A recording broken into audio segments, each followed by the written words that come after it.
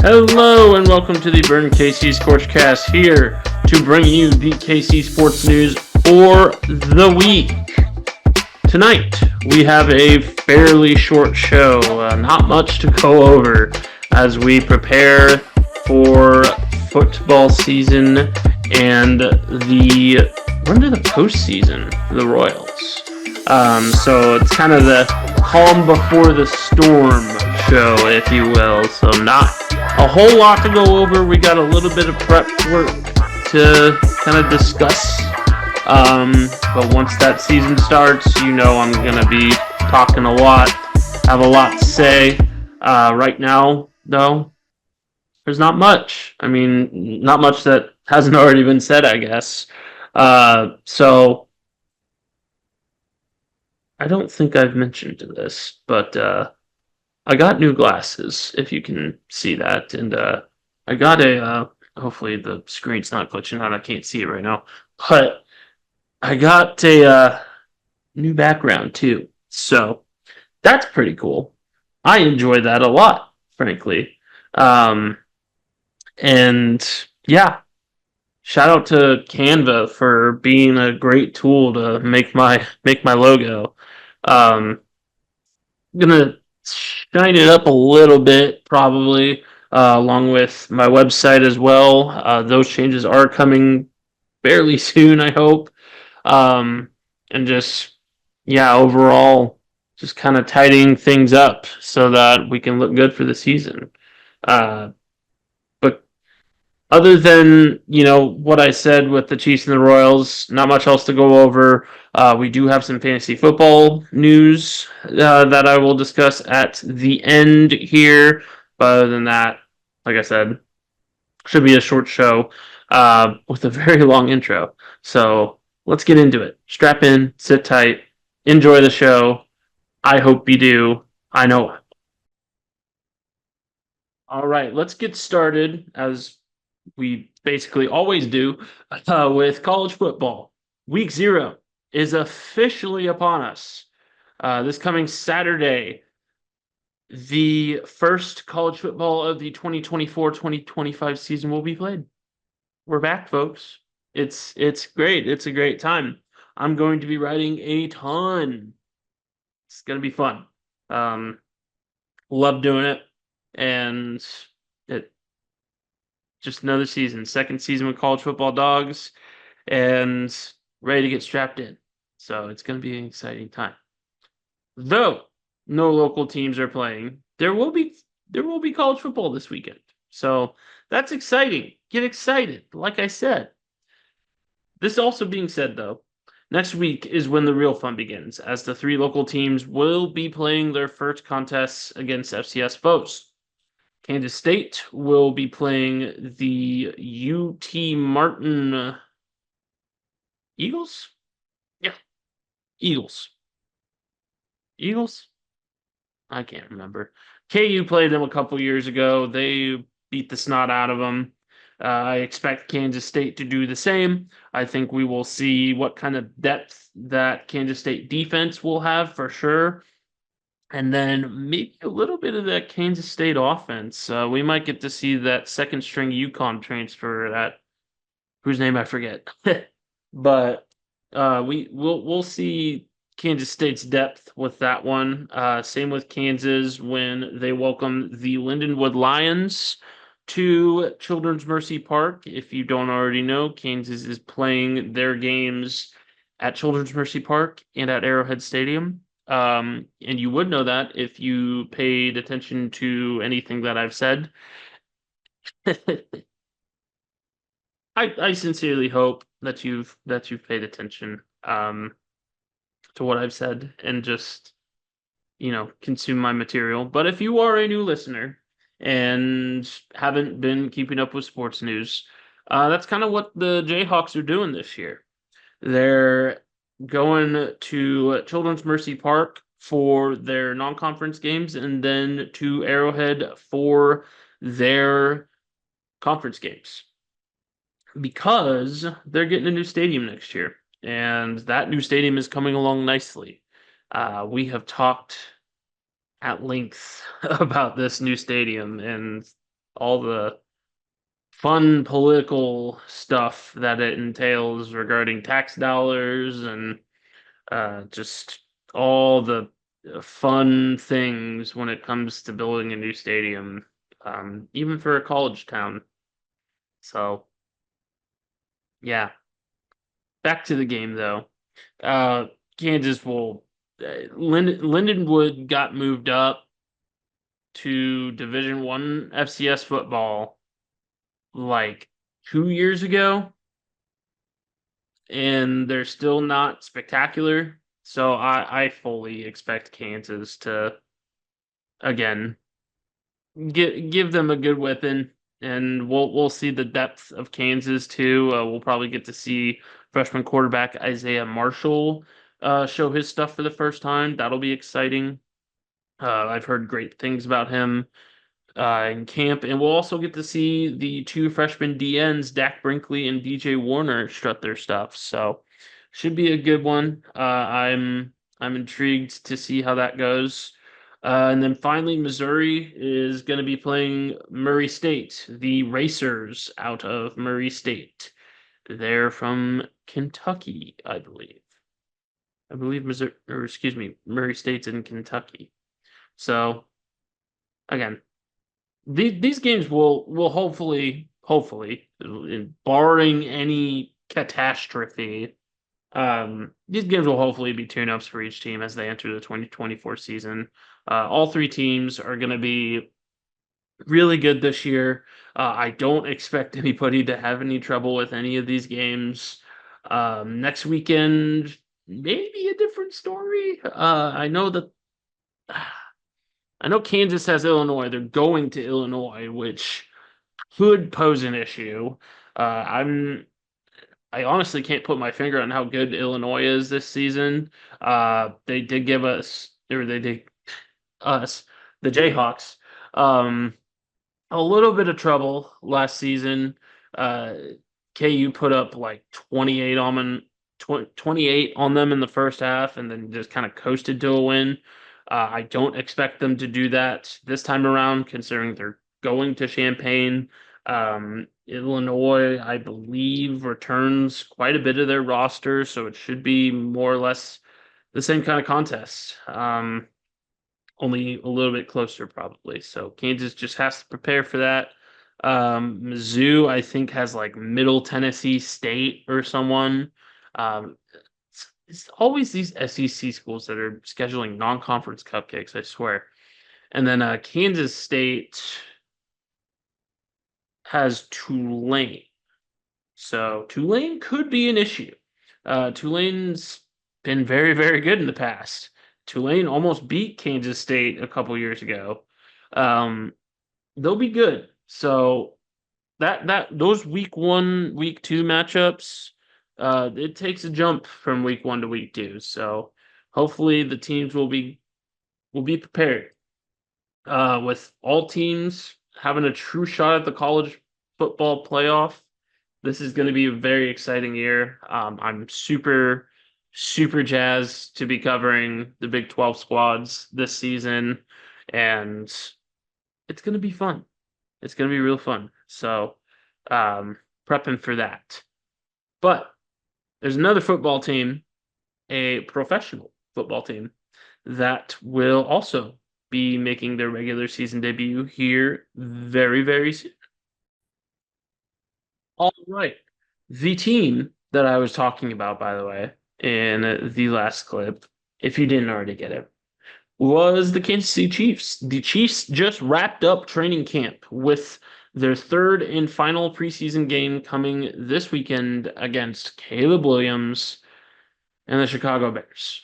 If you know anything about the Chicago Bears or about Caleb Williams, you know that Caleb Williams is this supposed second coming of Patrick Mahomes. No, he's not.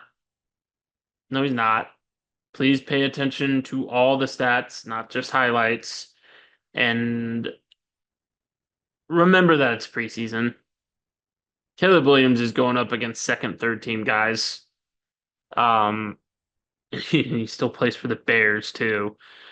So just let's not count our chickens before they hatch. Please. National media, please. And just remember that it's the preseason. That being said, Bears have been pretty good this preseason. They've blown out both of their opponents, and the Chiefs have not been very good this preseason. Uh, and that's mainly because the Chiefs have been resting their starters for most of it. And I fully expect them to do the same with this game too. Oh my gosh. Sorry, I just got an ESPN notification on my phone. I read Joey Votto, former NL MVP and Reds great. I read that he died at 40. He retired at 40. I was like, whoa. Anyway, I digress. Final cuts are set to be announced, so it's kind of the guys that are teetering.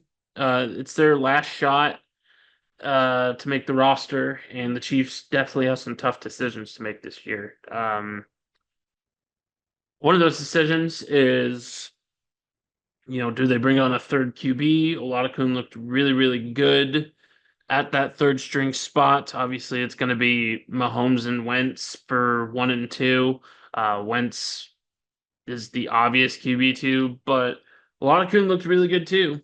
And I think, if nothing else, bring him back on as a practice squad player, or potentially even trade him to a team that needs a second string QB. Um, all decent options. Uh, I think he will find a home. I hope. I like the kid. The kid. I think he's like my age, but I like him, and I'm kind of hoping he does, find that second string spot. If we keep him, that's all well and good, but I kind of want to have him go to where he can be a second string. Another part of the offensive backfield, the running back room. This is probably the spot where the Chiefs have the toughest decisions to make. Maybe wide receiver, but I think running back is a bit more tough because you have less guys and more competition. Um, the obvious number one is Isaiah Pacheco. He is in no danger of losing his job. But after that, it gets a little muggy. So you've got Clyde Edwards-Helaire. You've got Deneric Prince. You've got Carson Steele. You've got, which is an amazing name, I might add. And again, just seems like an amazing guy. And then you've got Louis Rees-Zammit. You've got a few other names that I can't name off the top of my head because, frankly speaking, they're probably not going to make the roster, all things considered.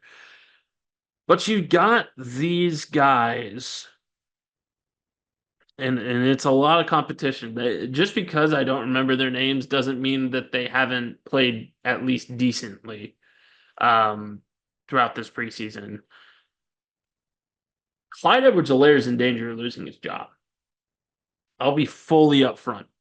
I think Prince looks really good. I think Steele has looked amazing.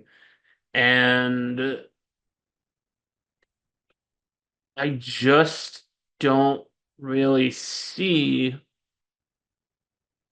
that from Clyde because he's missed so many preseason games, and I feel for him because if you haven't been keeping up with this story, he's been dealing with some PTSD from a traumatic incident back in 2018 and has just been really struggling with that.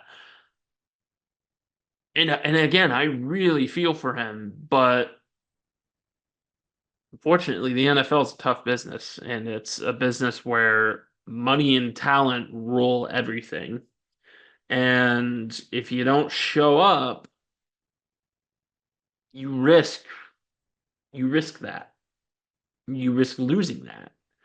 And not that I'm saying that Clyde is a bad back by any stretch of the imagination. He's absolutely not.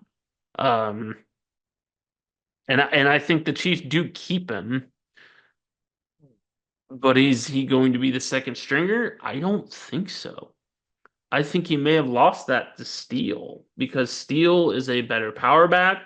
He has shown himself to be a better receiving back as well, and he's a bigger guy. So I'm intrigued to see where the Chiefs go with Clyde Edwards-Helaire. Again, I want to keep him. I think he will be kept on this roster at least as a third option, but could his reputation on the team and everything that's happened, it could keep him in that second running back spot, with maybe Steele running as like a fullback, but it's going to be a tough decision. That's a very tough room to read right now. Another tough room to read is the wide receiver core.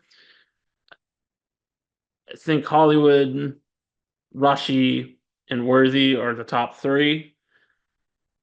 And again, past that top three, it gets a little murky. So you got Justin Watson, who got hurt, mind you, in training camp. I think he's fine. If I remember correctly, he did play last preseason game and is working his way back. I don't think anything's super duper wrong with him. My apologies for the yawn. Um,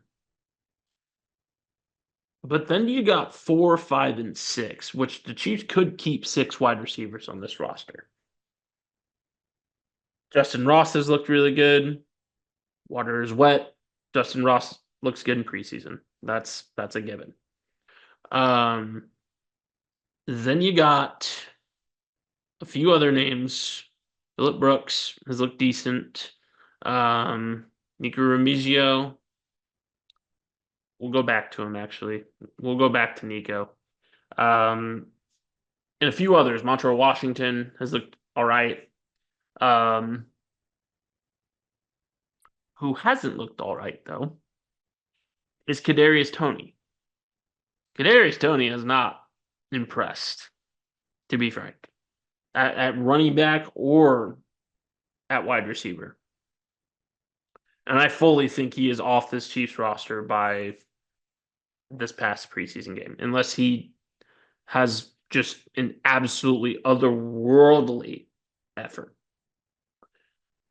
He is more than likely had seen his last shot in the NFL. That's what it is. Couldn't stay healthy, couldn't stay disciplined, and couldn't catch the ball. So, yeah, he's had so many chances, and frankly speaking, I don't feel all that bad for him.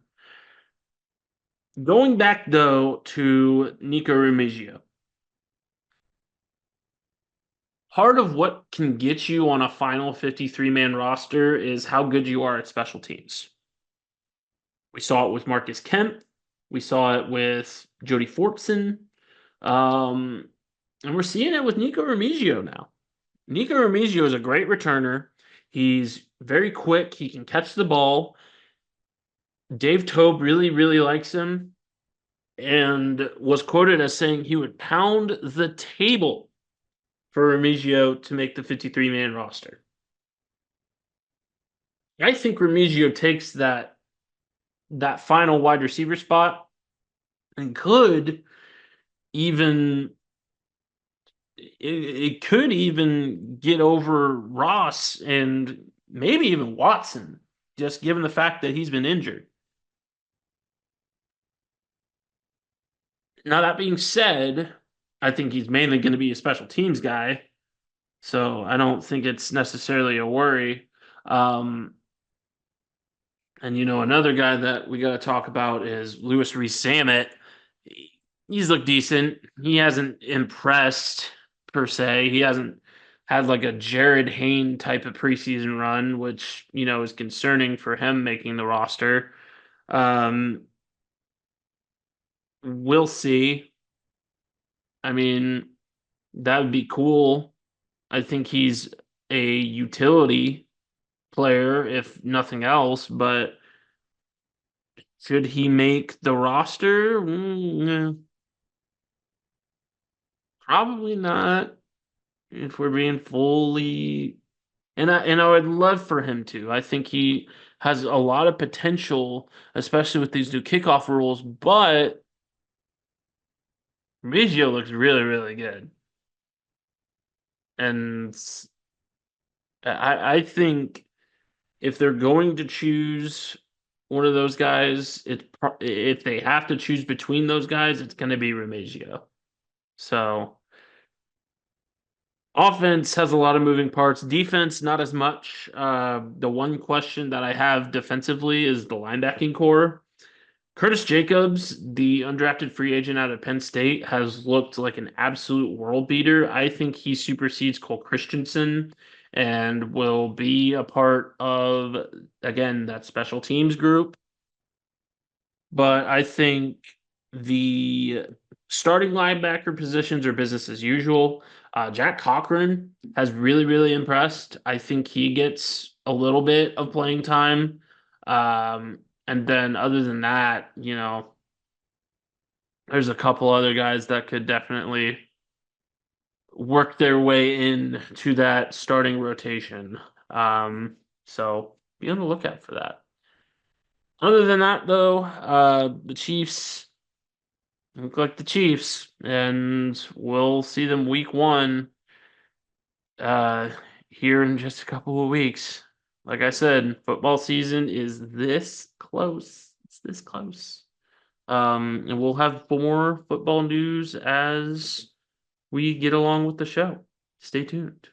Some football of the fantasy variety is coming. So, all right, let's talk about the Royals. I know in the last clip I was kind of alluding to talking about fantasy football. That's coming, I promise. But we gotta talk about the Royals first.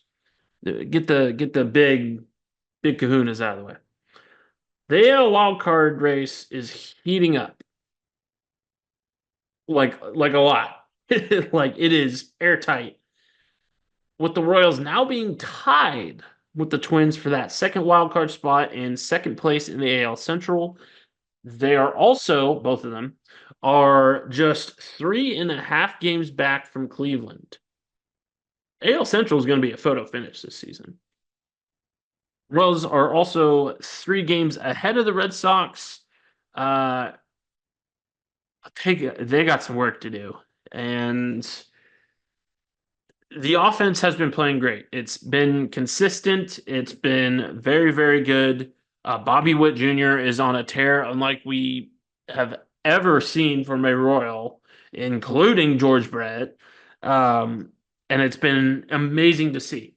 But there are still some pretty decent sized issues.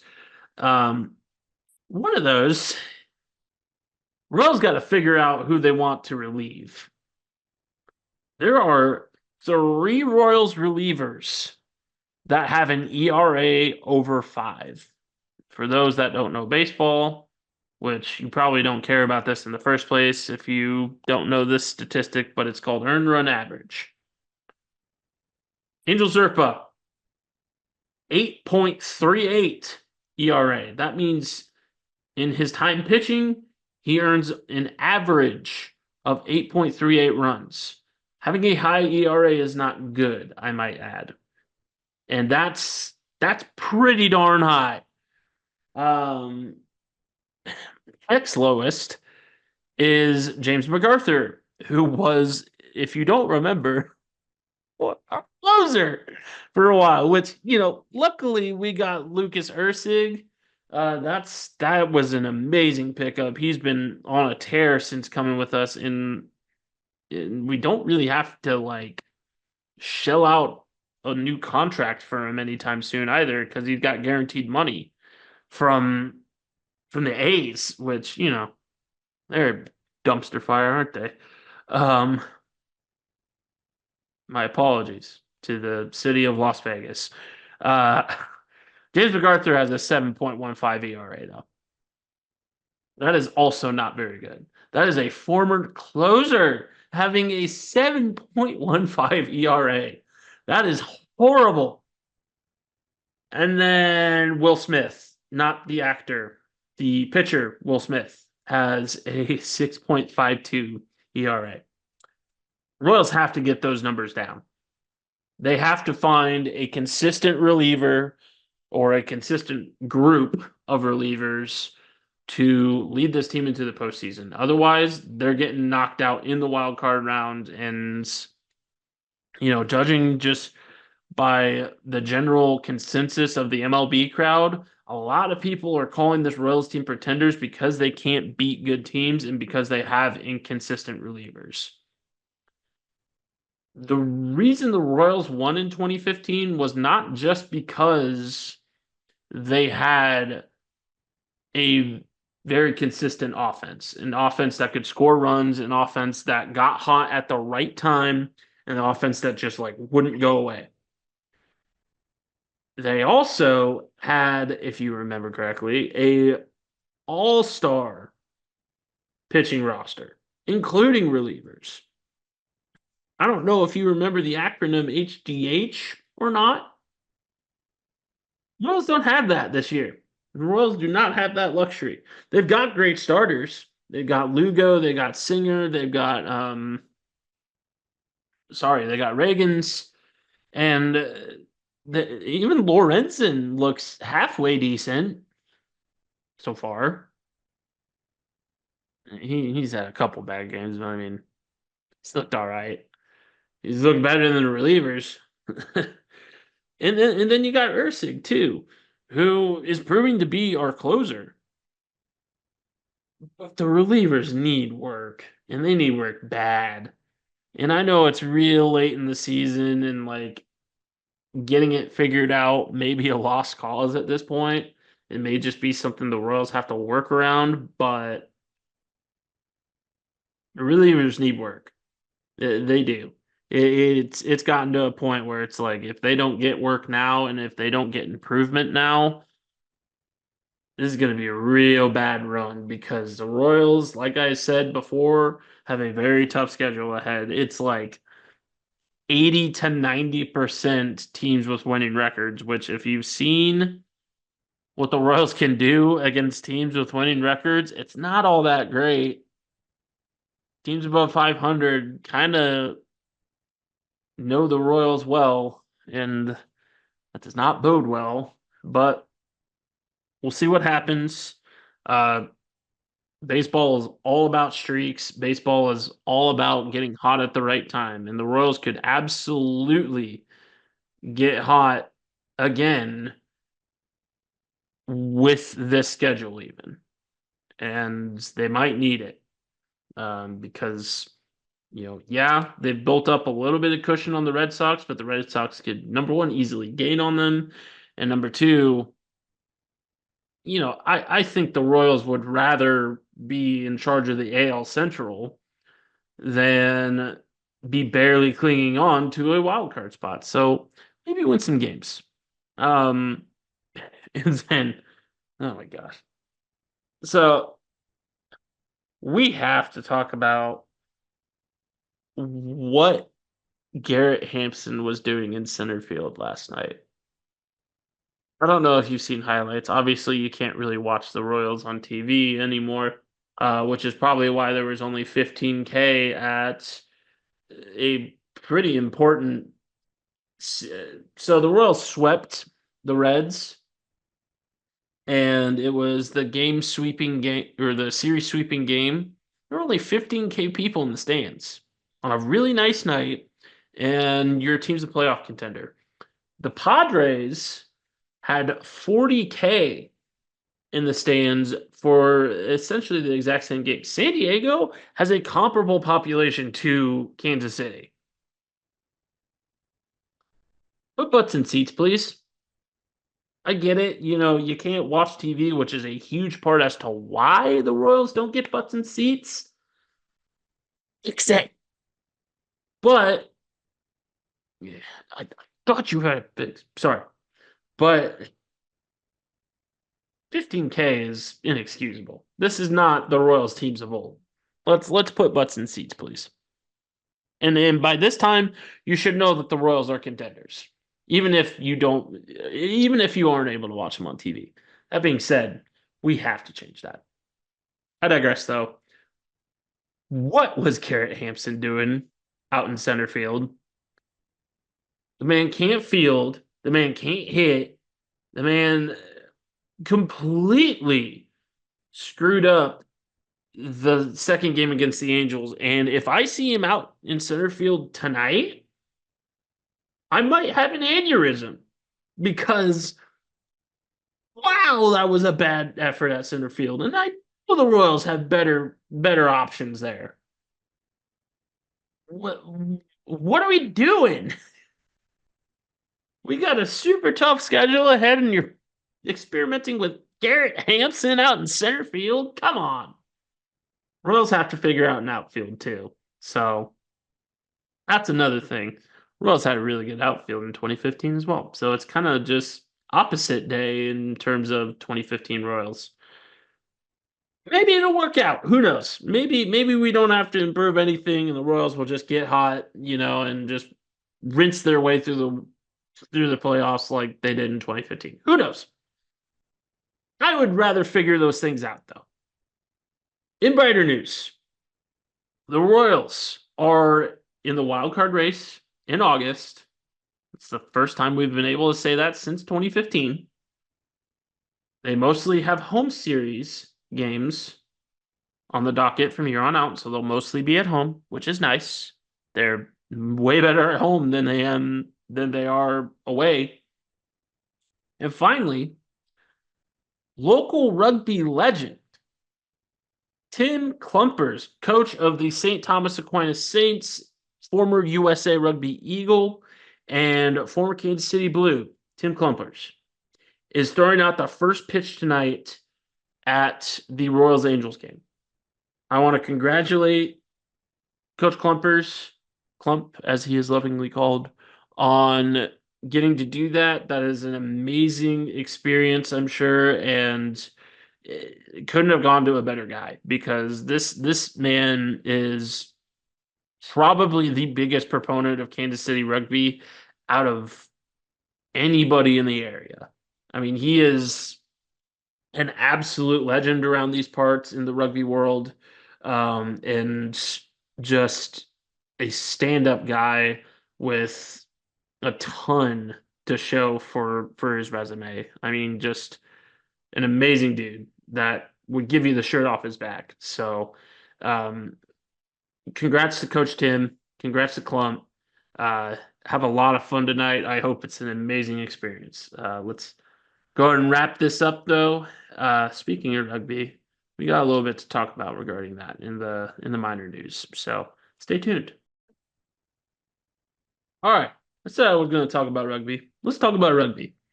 The Blues begin their season this weekend against Des Moines in Des Moines, Iowa. It should be a great tune-up game to get ready to go for the Midwest Conference run.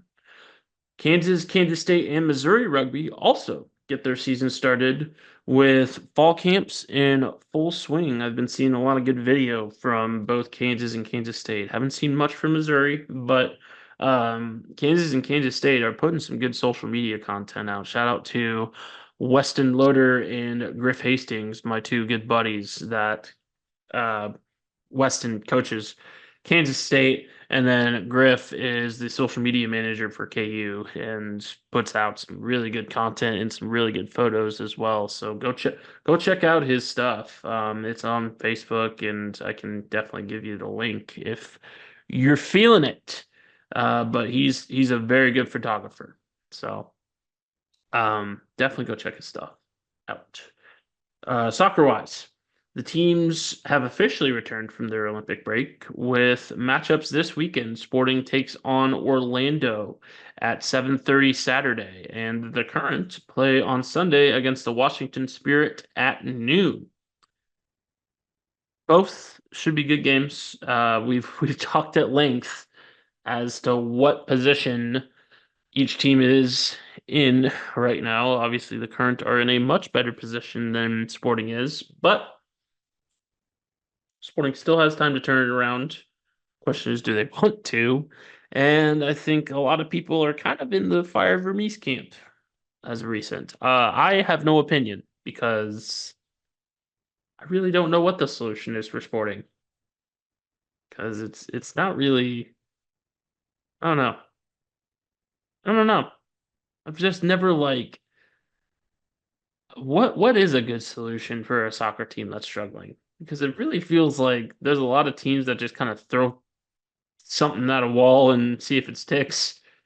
At every level of soccer. And boy, howdy, is that not more true than with the U.S. men's team right now in sporting. So we'll see. We'll see what happens.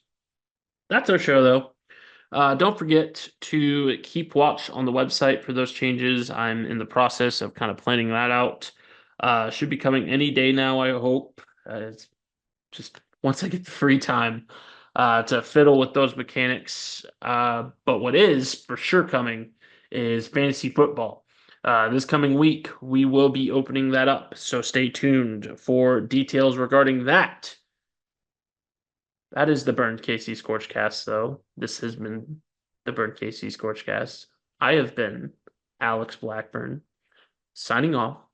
Have a great night, and thank you for all your support as I kind of navigate this thing. It's been a good ride so far. Let's keep it going, shall we? Anyways, be easy. I'll see you next week.